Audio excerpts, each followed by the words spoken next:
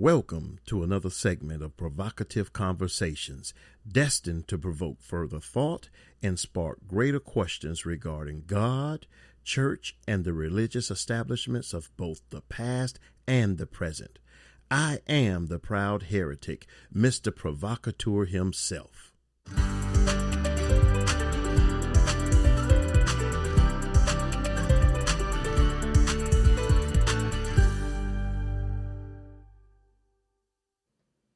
Hello, I am the proud heretic, the ordained heretic, Mr. Provocateur himself. And we are continuing on with the subtopic in relation to the church from what God spoke to me regarding this divine season of the pandemic. I am not trying to compare what I received with anyone else, but I should hope that there's someone out there who is echoing some of the very same things. But whatever the case, I must speak forth what I am convinced and convicted of that I heard within my personal moments with divinity. Continuing on, the church, God says, is still attempting to swindle in this season. The church is still attempting to swindle in this season. The church is continuing to capitalize monetarily in this season. Though this is not a period of monetary capitalization, the church continues to capitalize on the income of the people. The church is continuing to press upon the people for their income. The people are still being pressed upon. No one will give their way out of this season. When God said this to me, this really kind of stopped me. No one will give their way out of this season.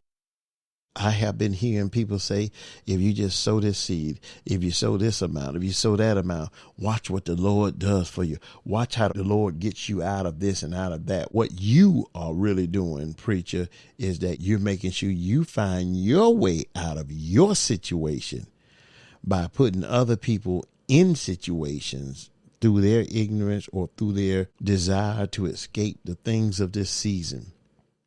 So you tell them, if you give this and if you give that, then this is what God will do, and he'll take you out of yours. Well, when will God take you out of yours, sir or ma'am? Well, if that's when he's going to take you out of yours, sir or ma'am, then why is it that you're trying to make sure you're taken out of yours through what these people have in their pockets, in their accounts?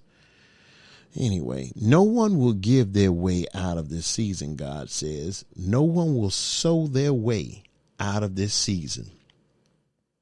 No one will pay their way through this season. This is not a season where giving is the way of escape from the events of this season. If that was the case, and not even as though God is hurting for your money, please, people. And then they say, well, no, he's not hurting for your money because he's never broke. A cat on 1,000 hills, the earth is the Lord and the fullness thereof, and all this other crazy stuff. Well, who's getting all of that money? Figure that. Well, it's not that we want your money. We just want you to be blessed. Shut up. Shut up. Just shh. Shh. Just shh. Just shh. Shut up. That's a bunch of noise. Please. People are tired of hearing those lines now. I'm not trying to take from you. I'm trying to get something to you. And then you say, God is not trying to take from you, but he's trying to get something to you. Please, please. Then you stop taking from them and us and let God give it to you then, preacher. Anyway, God says no one will sow their way out of this season. No one will pay their way through this season. He says this is not a season where giving is the way of escape from the events of this season. I know that messes with people's theology, but that's what this season has come to do, to mess up your theology, to mess up your systematic approach to people, to the people that you call God's people. People will not escape the events of this season because of their giving, God said. And those of you who say, well, preacher, you just lying. Okay, well, I tell you what then. Here's what you do. Why don't you go ahead on and take all of your life savings and sow it so that you can stay away from every event in this season and see if it works and see if your money returns back to you. Go give it to the church. It's easy for you to find out. If that healing line exists, then why isn't that healing line being formed at the local hospitals throughout the states and world?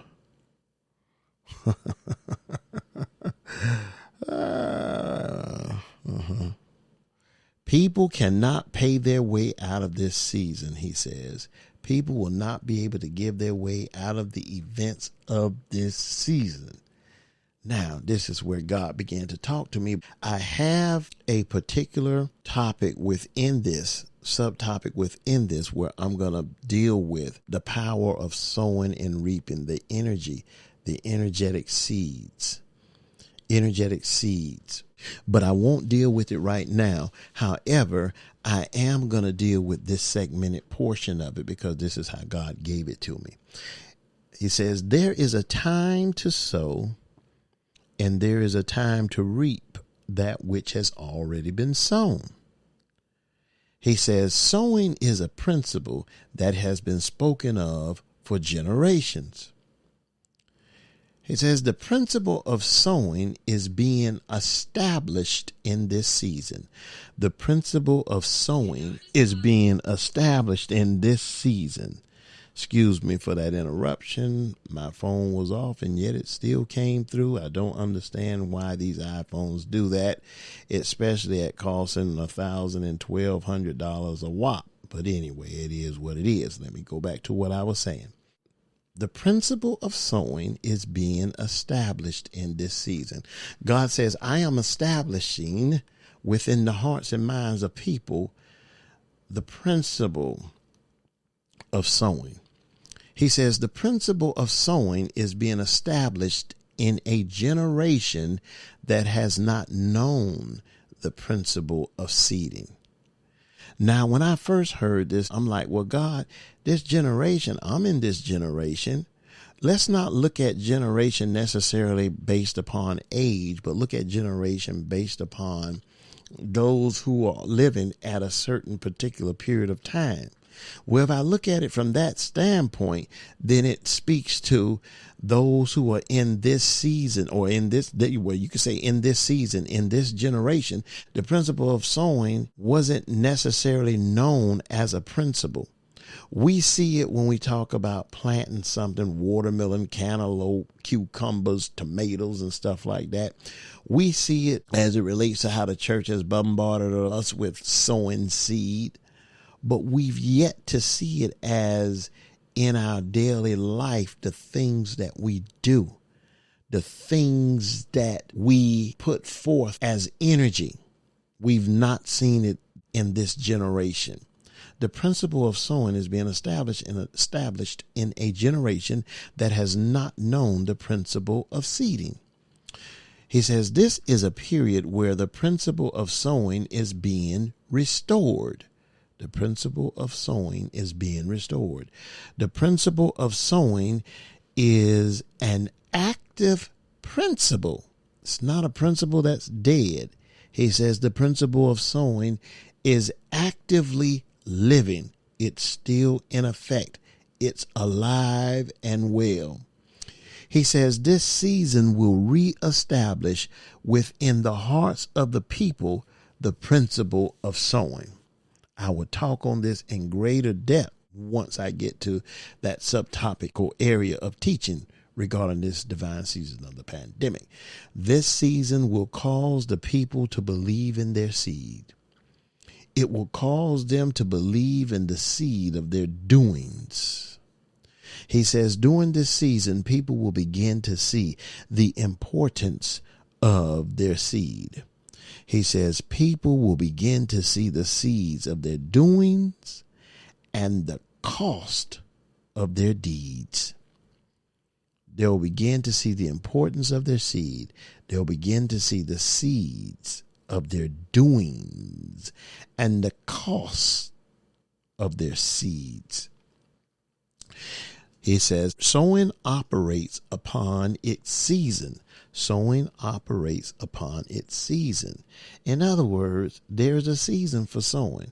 There's a season assigned for people to sow, things to be sown. He says sowing operates upon its season.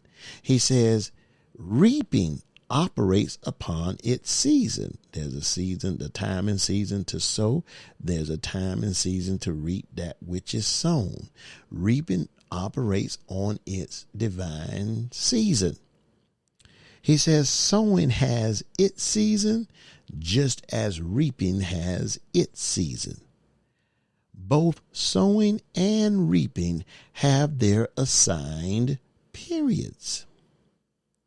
He says the period that you are in is not a sowing period. He says the season we're in right now is not a sowing season. It's not a sowing season. He said this current season, this current period is not a sowing period.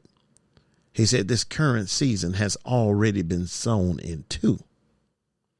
He said the seeds of this season that we're living in have already been sown.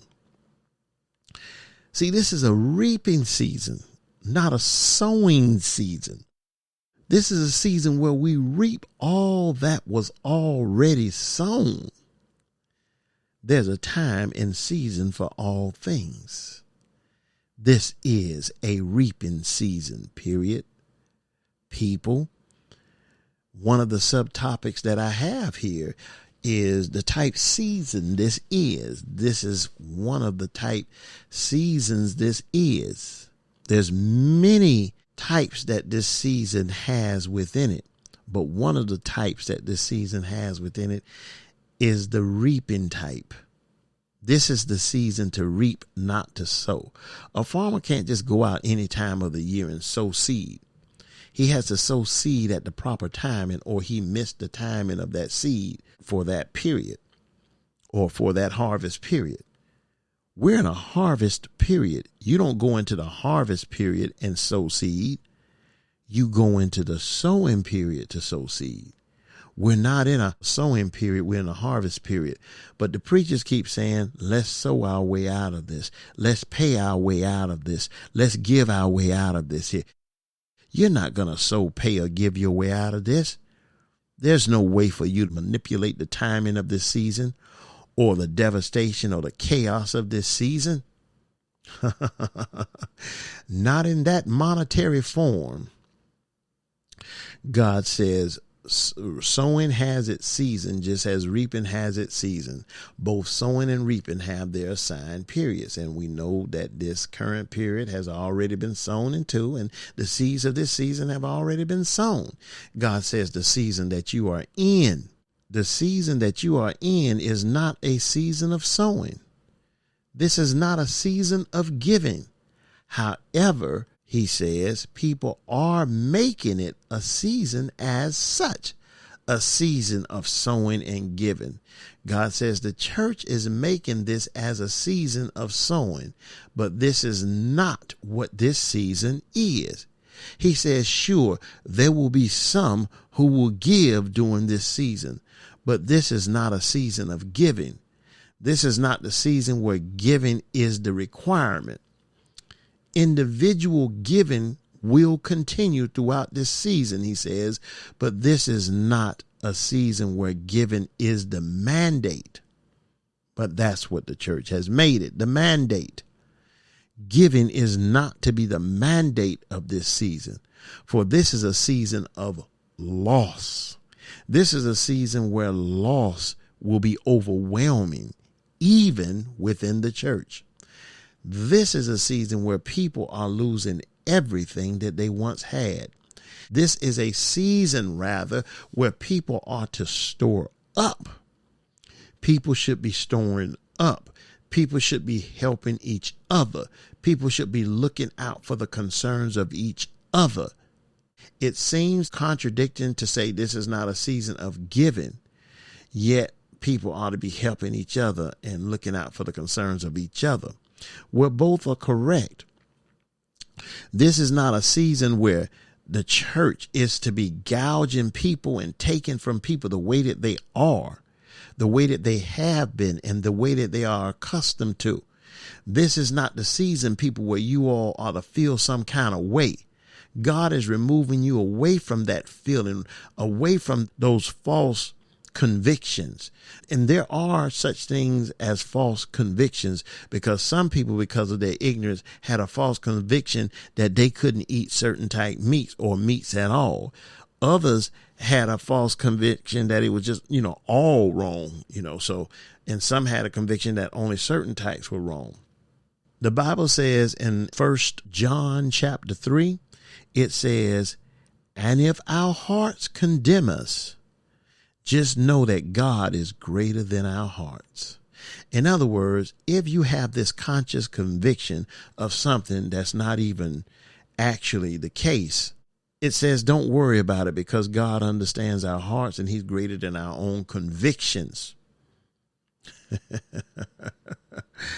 That may not even be lined up with truth anyway, period. Your convictions are based upon how much you know. How much you know determines how much conviction you have. And then greater than that, the quality of what you know, the genuineness of what you know, the truth of what you know determines the level of conviction.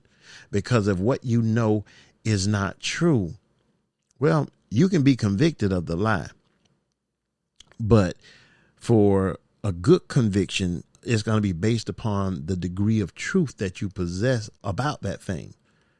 But anyway, let's keep going, because that's not where I'm at. I'm not on the human conscience right now.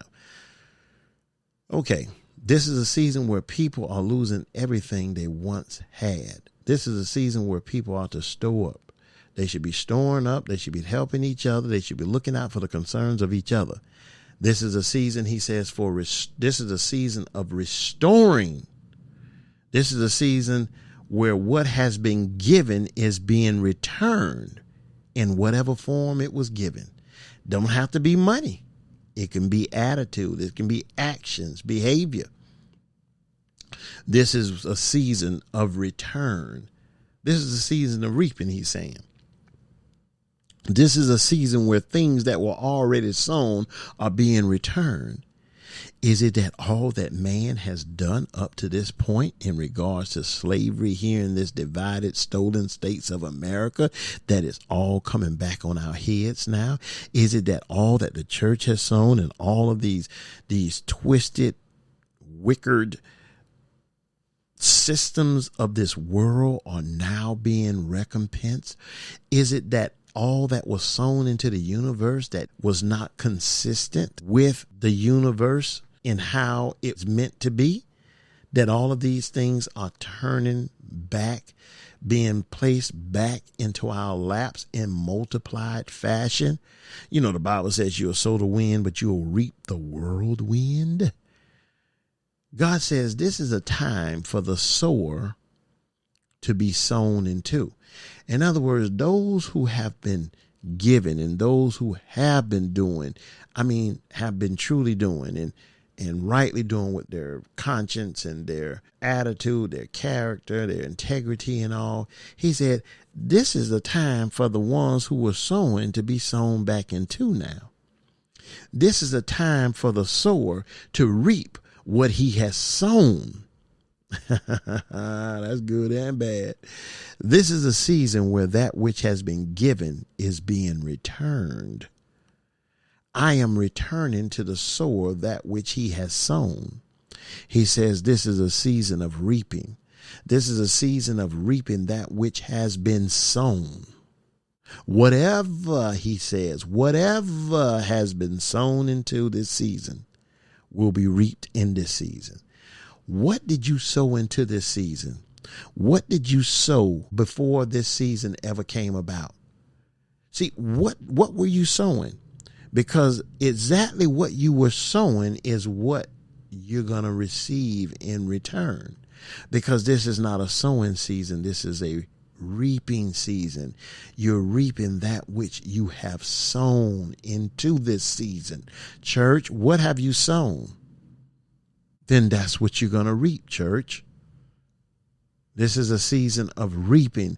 This is a season of reaping that which has been sown. Whatever has been sown into this season, God says will be reaped in this season.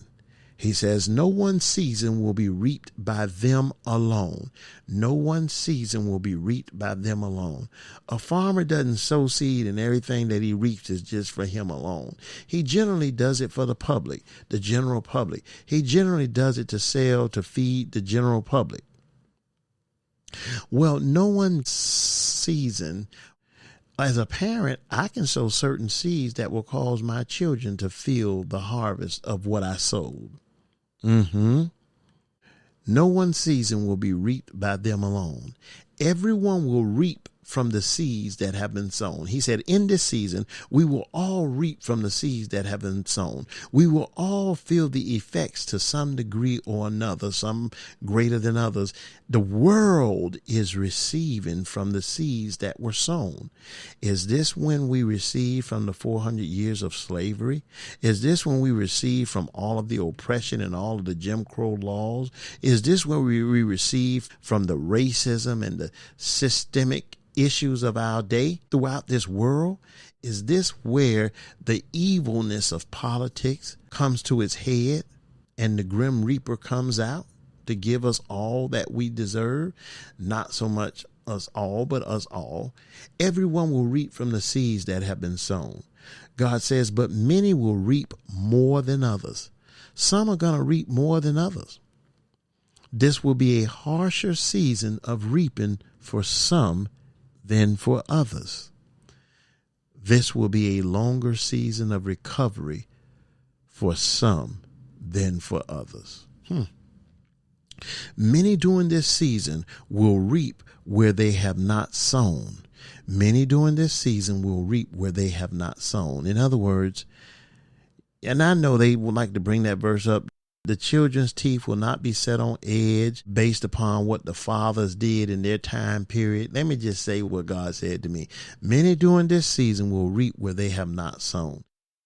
Do you know how many people, my children are reaping seeds from where they didn't sow? Before they ever went into the military, because my wife and I both were in the military, they were reaping all their life from all the seeds that we sowed while in the military, all the seeds of sowing ourselves into the military, and they gleaned off of our knowledge, off of my knowledge and off of my guidance, from all the discipline and all that I got from the military. They got from that, they receive a harvest from that years over and still are. Many will reap from the seeds that they didn't even sow. How many of us reap from seeds we never sowed? Like Joseph. Joseph never did anything other than tell his brothers and his father what he saw. And that was enough for him to reap behavior and attitudes and jealousy that he himself didn't have. At least it doesn't say he had it.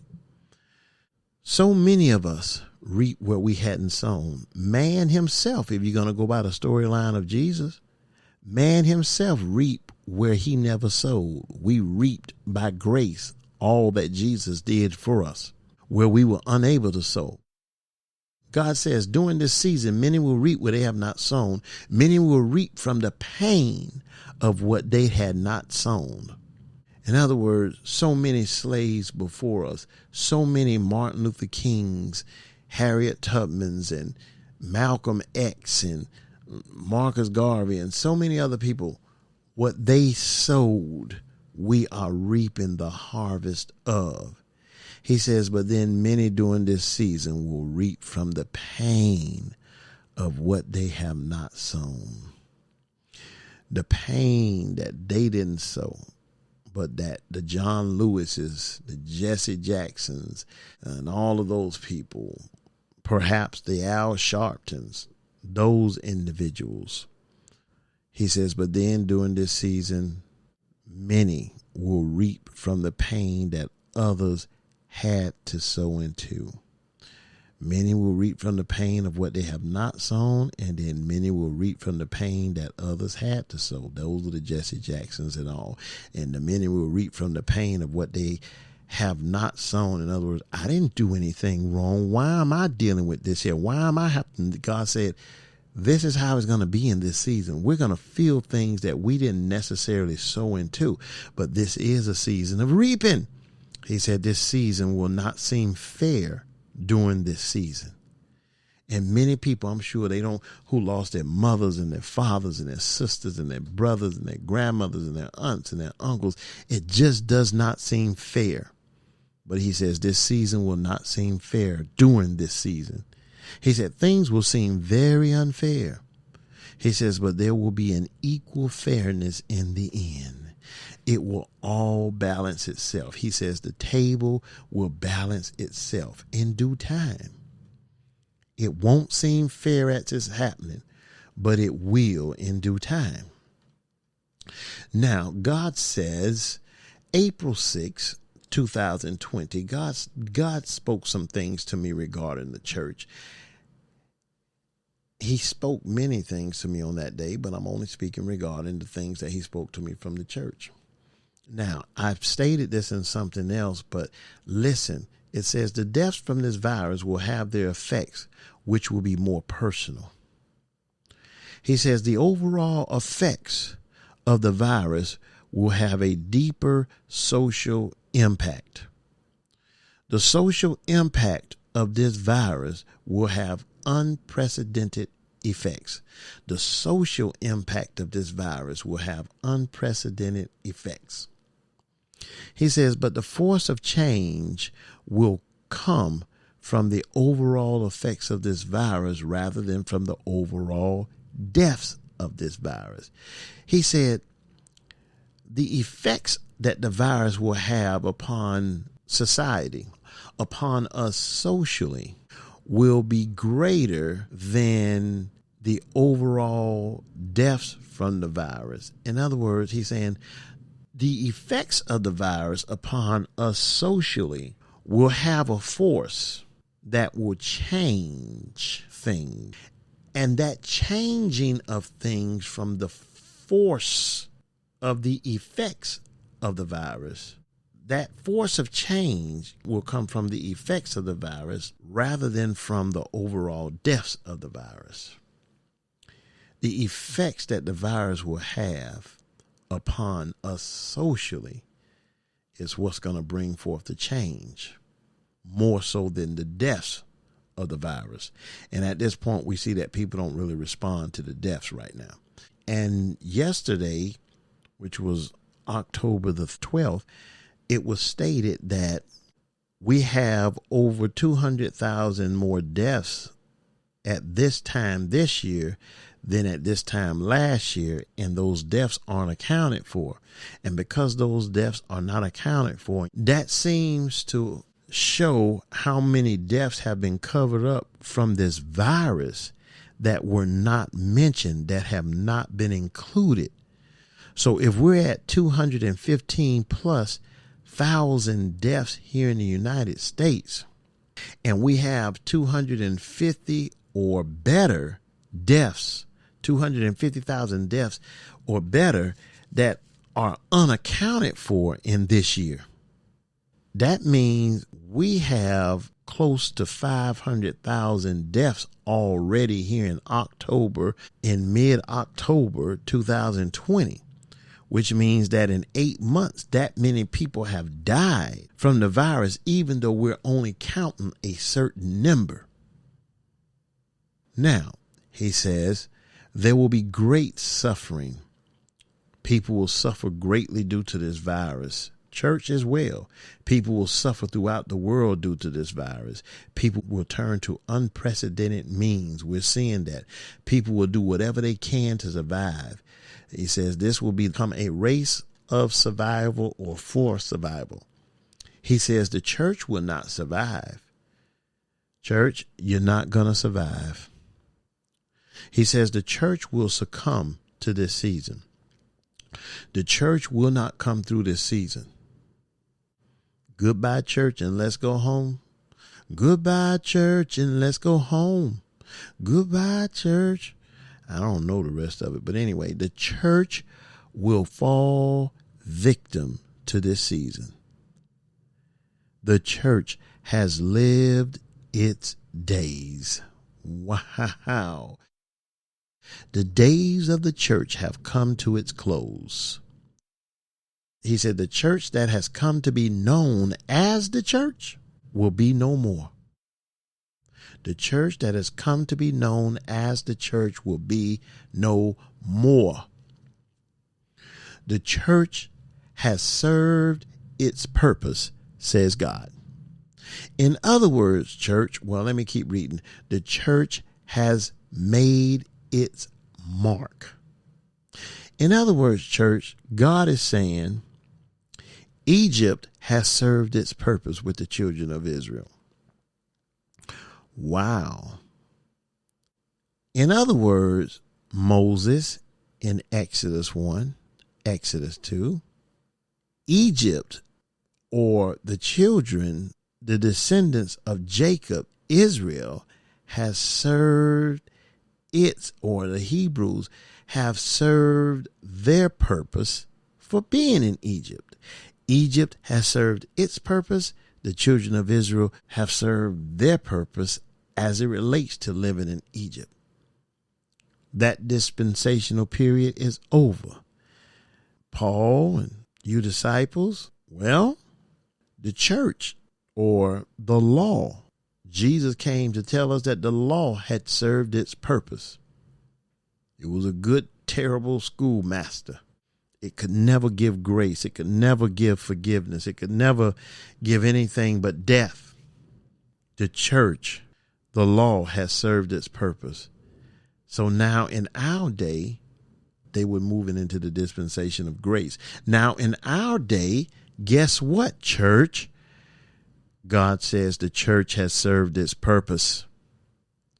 We're moving into a new dispensation. We're moving into a new place of living. We're not going to be here anymore. We won't be sitting here playing church any longer.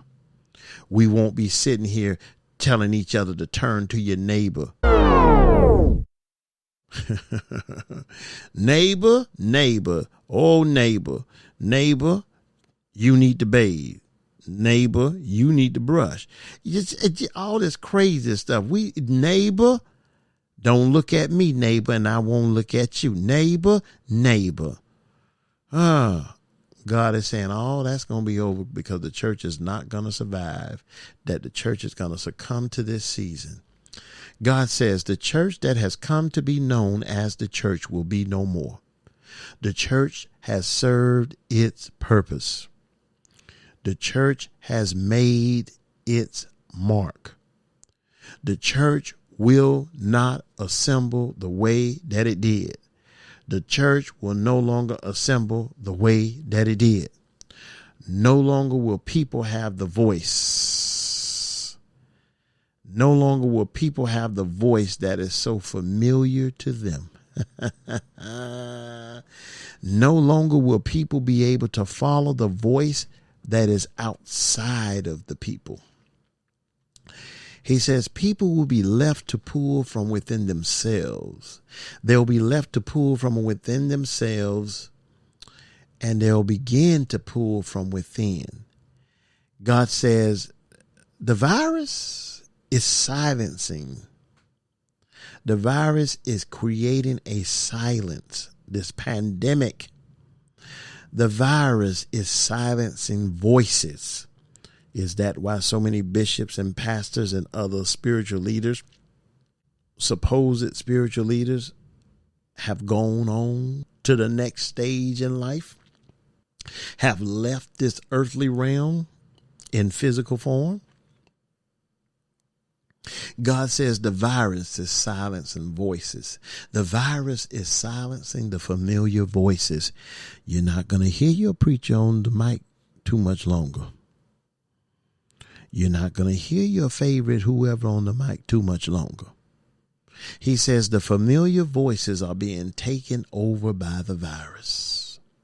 He says the virus is silencing the voices that people have become accustomed to. He says the outside voices of the people are being silenced. He says the voices that were before the virus are being put to silence by the virus. The voices that were before the virus are being put to silence by the virus. Wow. He says the virus is changing everything that is familiar. The virus is removing the familiar sounds. The virus is removing the familiar sights. The virus is removing the familiar activities, all of these within the church. The virus is removing the familiar family components. God says the buildings are being destroyed from within. The buildings are being destroyed from within. He says the buildings are being dismantled from within. He says the buildings are left standing, but the economic flow within those buildings are coming to a halt. He said the buildings are left standing looking as pretty as they have ever, but the economic flow within those buildings are coming to a halt. You know anything about military terms and commands, when you're in a marching formation, you know, they may say march time, march, or they might just come out and just say platoon, halt. It means halt, stop, dead point, stop. But your halt is really a 1-2 step. You see? Wow. Are we still seeing the church moving and doing because they're in the 1-2 step of the stage of halting? We don't see the halt. We didn't hear the halt call, but the pandemic is what called the halt. And people are doing the 1-2 step. And just like in the military, when you're in basic training and you're learning how to march, you can tell them to halt and people will keep on walking. You're supposed to say platoon or company, halt. And when you say halt, they're supposed to say 1-2. However, when you don't, when you're learning and you don't know how to march, you say platoon, halt, and they'll do 4, 5, 6, 7, 8, 9, 10 steps. Where are you going? What are you doing? And then you create a cluster within the formation itself. Well, is that what is happening now? Those of us who are in tune with the Spirit, when he said platoon or church, halt, we who are in tune, we knew how to halt and say 1-2 and stop. But those who have never learned to follow, never learned or cared to listen to commands from God, the voice of God, the signs of God, the hearings and the scenes of God, those individuals, instead of doing the 1-2 halt, they're still walking. They're still walking. Now, God has called everything to a halt, but they're still walking. They're still moving out of cadence. They're only in cadence with each other. But because of it, because it's so many of them in cadence who are in cadence with each other, they're running over us who are in cadence and have come to a complete halt. They're bumping into us and they're going around us. They're tripping and falling. Anytime someone comes to a halt in a formation, man, that messes up stuff. You get a cluster. Okay. But the military calls it more than just a cluster. They call it a cluster. You know, but anyway, the halt has been called. The 1-2 has been adhered to by some, but then you have others who are continually marching forward because they were never in step with God or anything else but themselves and their own greed. He says the buildings are being destroyed from within. The buildings are being dismantled from within. The buildings are left standing, but the economic flow within those buildings are coming to a halt. He says, though the buildings remain, The people within those buildings are being dismantled. God is dismantling people's ministries, individuals' lives. On July the 25th, God said something very interesting about the church, and it really rocked my world in my knowledge of what is going on. God says to me, the church feels as though it is exempt from this period. He says the church feels as though it is exempt from this. You know, I really don't want to read from the 25th of July. I really want to go to the 3rd of June first. On June the 3rd, because this was a very interesting day that God gave me. This is a very lengthy area topic that God gave me, or a very interesting set of words that God gave me regarding the church on June the 3rd and July the 25th. But I want to go to June the 3rd right now. On June the 3rd, God says to me on June the 3rd, during this season, those doing the oppressing will themselves be oppressed. Church, you have done a lot. You have brought oppression to a lot. You've done a lot of oppressing. You've oppressed a lot of people. You've brought a lot of people through some hard times. You have crucified people who didn't deserve to be crucified, and you have crowned people who didn't deserve to be crowned. Well, this is your day. This is your period, church, to reap from your harvest. God says during this season, those doing the oppressing will themselves be oppressed. He says the oppressors will themselves be oppressed. The industries that created the oppression will now be oppressed. Those controlling the money will now be controlled by the money. Their money will now control them. God says this current season is exposing the systems of this world for what they truly are. Do you know church is nothing but a system, and it is a system of this world? Why you going to do? I rebuke the devil. Satan, the Lord rebukes you. All this deception, you all this preaching, all this. You ain't nothing but a heretic. God made the church, and God. Shut up. Shh. Shh. Just shh. You preachers have had the mic long enough. Be quiet. This is not your season. The spotlight has been placed upon the systems, and the church is one of those systems that have failed at every level. Church, you have failed. You have failed to meet the needs of our society, the pleas and the cries of our society. You have failed from the top all the way to the bottom. You're stuck on greed, power. Greed and power. You want greed, you want power, you want authority, you want it all. God says this current season is exposing the systems of this world for who they truly are, for what they truly are.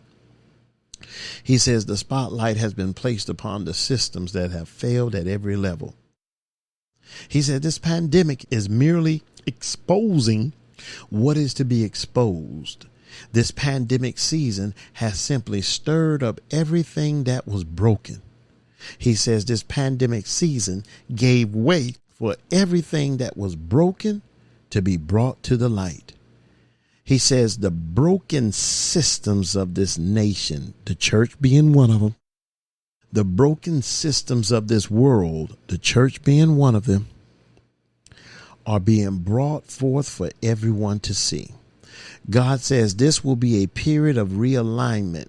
Church, listen, a season of realignment, a season where things will be realigned. Systems will be realigned. This is a period of systematic realignment of systems. No longer, church, will you be there to influence the systems and change them and manipulate them in the way that you so choose to fit you and yours. God says the systems of this world, which are controlled by you, church, are being realigned. This season is where the systems of this world begin to realign themselves. Nations, communities, religion, religious groups, all of it will be realigned. Why? Because there is a realigning and a repositioning of human behavior during this season. God says that the cells of humanity are repositioning themselves. Man's being is repositioning itself. Man's entire being is being aligned. God says, I am aligning people's thinking. I'm aligning their behavior. I'm changing their attitudes. He says how people think and how they behave will be realigned. People's thoughts and their human thoughts, their thoughts toward humanity are all being realigned and repositioned in this season. God says this is a season for the injustices of this world to be judged. The injustices, church, of your world, the church world, to be judged. He says the injustice by the people toward the people will be brought to account during this season. The injustice by the people toward the people will be brought to account during this season. This is where the injustices of this world, church, will be judged. This is where people are to be brought into account for the injustices that have been rendered. This is the season for corruption, God says, to be judged. Church, this is the season where corruption will be judged. Church, corruption will receive its just due in this season. Why? Because corruption, church, has come to its full circle. Corruption has paved its course. Church, corruption has paved its way throughout every system known to man. Church, corruption has infected every system in this world. That includes you, church. Now corruption is being brought forth. Corruption is being brought into account. Corruption is being accounted for. It is now on the stand. Corruption, church, corruption.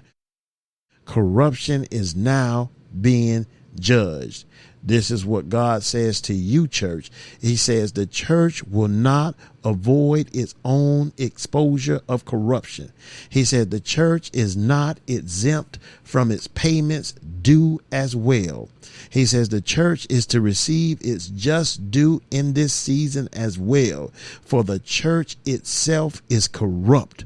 God says the church is full of corruption.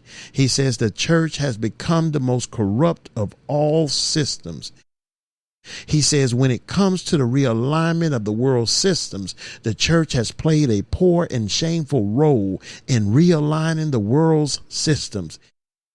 He says for centuries, the church has refused to address the systemic racism that prevails throughout the world.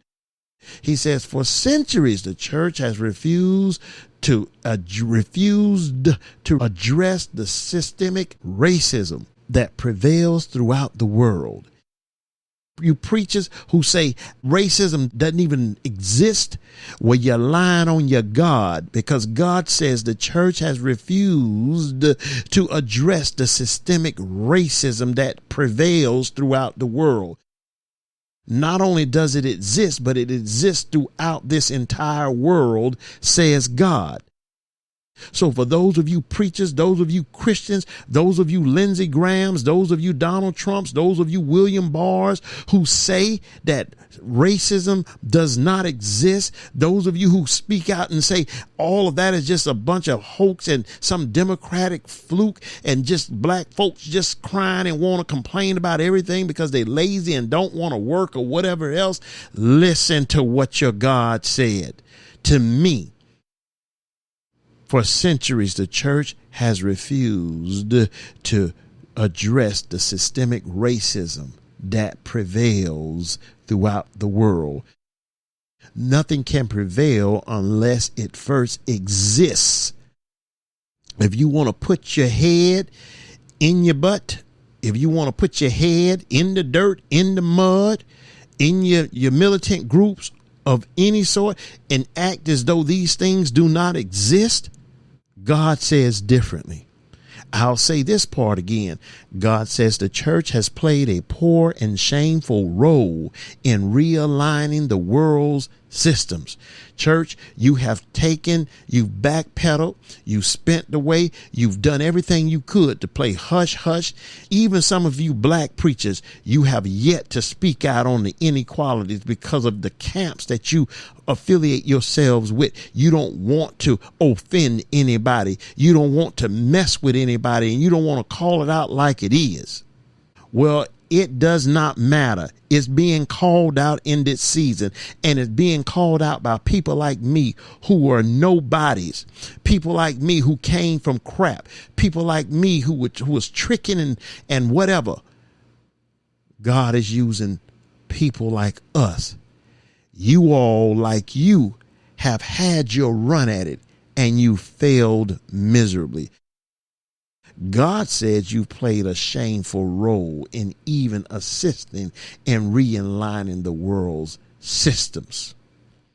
See, the world's systems you're going to find out, have their design within those of the church who help to concoct these systems and the way that they work. Now, those of you who are so deep, you won't understand me. You will say, where did he get this from? Let me tell you where I got it from, God. And I'm not even going to question him without me even doing in-depth study. God told me these things. You go and study it, and you determine for yourself whether God is right. And understand this here. Perhaps whatever you can study in order to get it won't even be designed to even tell you the truth anyway. All you got to do is look at history books as it relates to slavery, and it'll tell you that. Some of these things it says flesh and blood can't reveal to you, but it has to come from my Father which is in heaven. Or in those places, in those in-depth places, in those deep places, in those mysterious to us places. That's where it is. Understand that. For centuries, the church has refused to address the systemic racism that prevails throughout the world. God says the problem of racism is so prevalent throughout the societies of this world. The problems of racism is so prevalent throughout the societies of this world. But God, they say they don't exist. God says, and the church has done very little to end it. You white preachers, you're telling people now, go get your guns, go get your bullets. Why? Because our rebuking isn't working no more. That verse, we wrestle not against flesh and blood, but against principalities and powers and rulers and blah, blah, blah, blah. Well, what you get your bullets and guns from? The bullets and guns don't work with principalities and powers. Spiritual wickedness.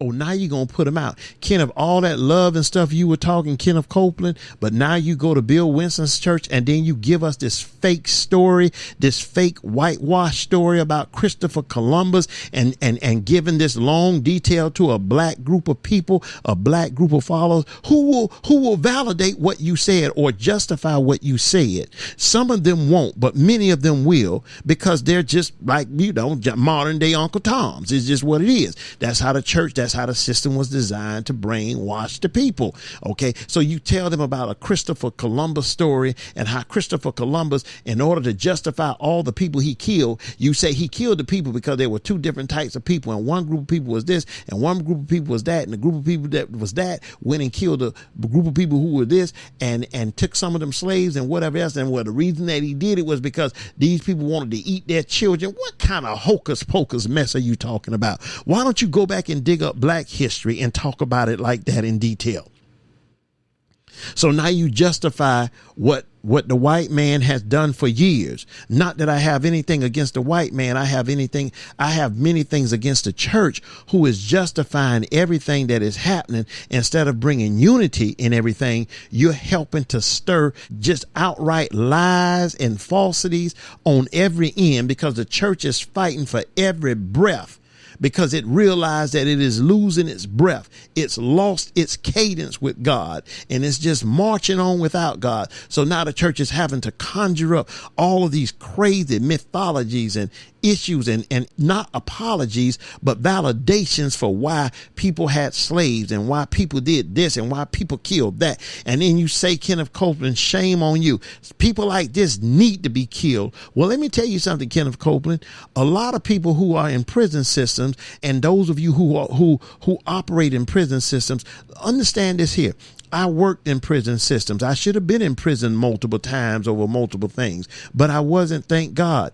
But that wasn't how my destiny was written. I don't gloat in that. I'm humbled by that.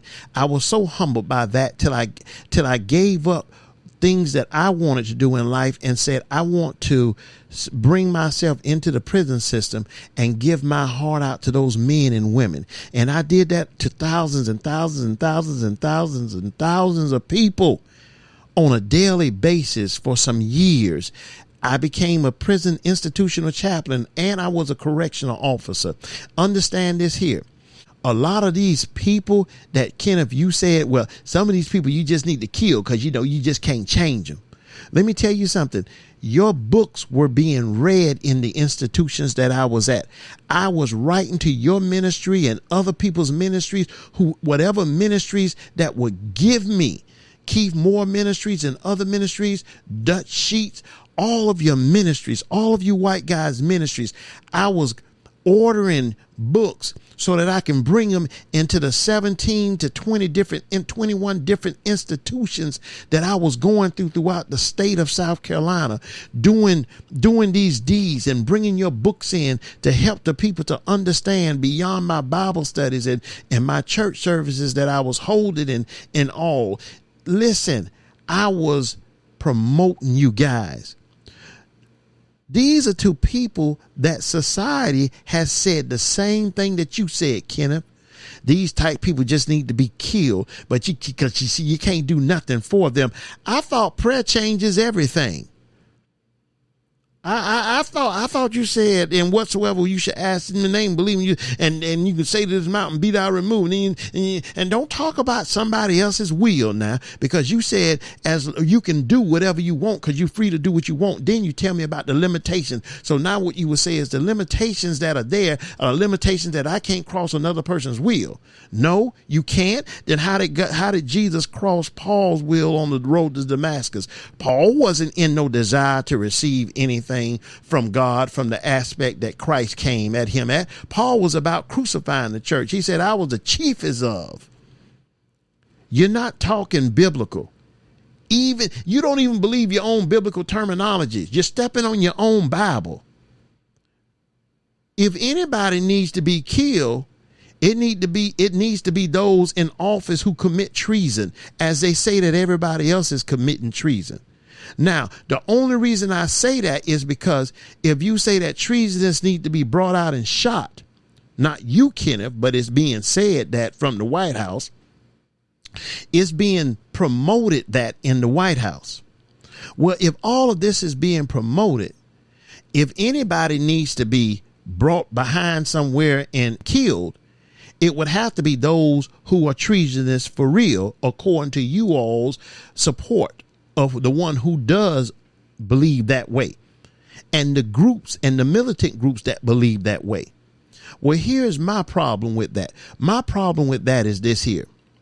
You say these things and you tell people about love, and you yourselves go into the church, because you would go with the different ministries, and I've Mike Barber's ministry, prison ministries. You would go through that, and he would send you all's books and stuff out to those.